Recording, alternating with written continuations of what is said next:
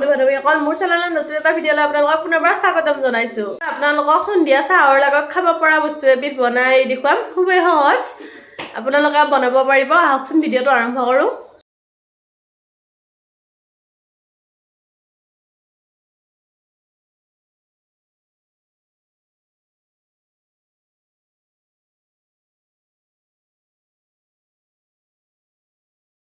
এই বস্তুটো বনাবৰ বাবে আমাক লাগিব প্ৰথমতে আলু কেইটা মই সিজাই ল'ম।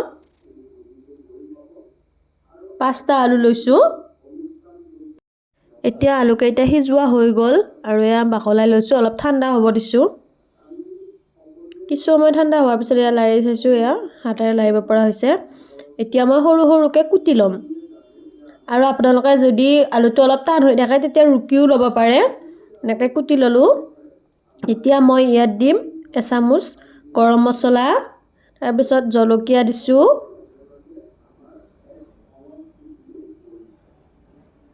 এয়া জালুক দিছোঁ আৰু আপোনালোকৰ সোৱাদ অনুযায়ী নিমখ দিব।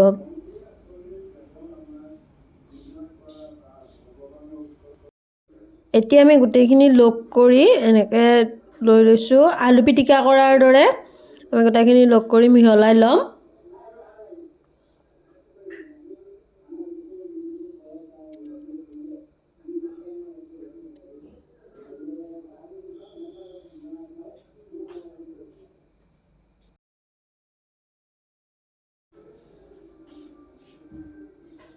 এতিয়া মোৰ মিশ্ৰণটো বনোৱা হৈ গ'ল আৰু দেখিবলৈ এনেকুৱা হৈছে। এতিয়া ইয়াৰ পৰা সৰু সৰুকৈ লাডু বনাই ল'ব লাগিব। এয়া এনেকৈ লৈছোঁ মই। ইয়াৰে এনেকৈ মই লাডু বনাই বনাই এখন প্লেটত থৈ দিম।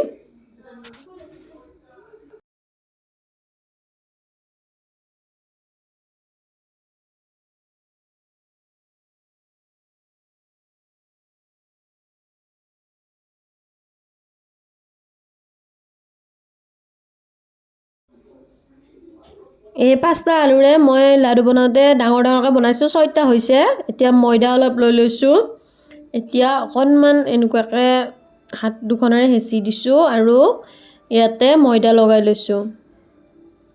ময়দা লগাই লৈ চাৰিওপিনে ময়দা লগাই ল'ব লাগিব আৰু এনেকৈ ছাইডটো মানে গোল হ'বৰ কাৰণে এতিয়া মই এনেকৈ ছাইডটো এনেকৈ দি দিম। এনেকৈ দিলে ছাইডটো দেখিবলৈ ৰাউণ্ড হ'ব আৰু ভাল লাগিব।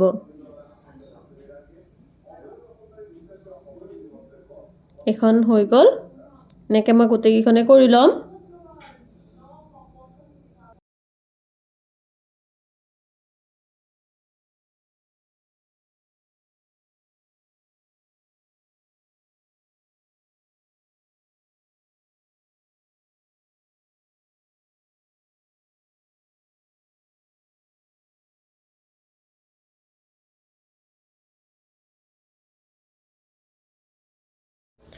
এয়া মই এনেকৈ গোটেইকেইখন কৰি ল'লোঁ, ময়দা দি ল'লোঁ। এতিয়া ভাজিব লাগিব। কেৰাহীত ৰিফাইন দি লৈছোঁ। ৰিফাইনটো গৰম হোৱাৰ পিছত আপোনালোকে হাই ফ্লেমত নাৰাখিব, অলপ কমাই দিব, মিডিয়ামত ৰাখিব। তাৰপিছত এনেকৈ বহাই দিছোঁ। কিছু সময় ৰাখিব লাগিব আৰু বহাই দি আপোনালোকে এবাৰ উল্টাই দি ল'ব পাৰে। এতিয়া মই উল্টাই দিম। এয়া ৰঙা হ'ব ধৰিছে। এনেকৈ পূৰা ৰঙা হ'ব লাগিব।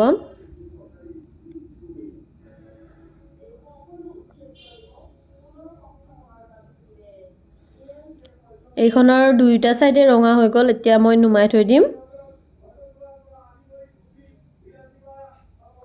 এনেকৈ কৰচখনেৰে দাঙি আনি মানে ৰিফাইন যাতে নৰয় তেনেকুৱাকৈ দিছোঁ আৰু অন্য এখন বহাই দিলোঁ।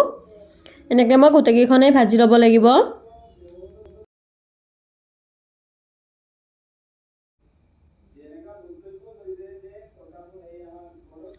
এতিয়া মোৰ হ'লে আৰু এইখন হ'লে গোটেইকেইখন হৈ গ'ল।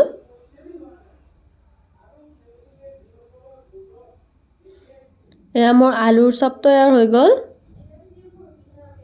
এয়া ধুনীয়া হৈছে, আপোনালোকে চাব পাৰে। আৰু ইয়াত চচ দি এনেকৈ পৰিৱেশন কৰিব পাৰিব আপোনালোকে বনাই চাবচোন। সৰু ল'ৰা ছোৱালীক দিব পাৰিব আপোনালোকে গধূলি টাইমত বনাই দিব পাৰিব আপোনালোকেও খাব পাৰিব শেষলৈকে চোৱাৰ বাবে আপোনালোকক সকলোকে বহুত বহুত ধন্যবাদ ভাল লাগিছে যদি লাইক কৰিব কমেণ্ট কৰিব শ্বেয়াৰ কৰিব লগতে চেনেলটো ছাবস্ক্ৰাইব কৰিব ধন্যবাদ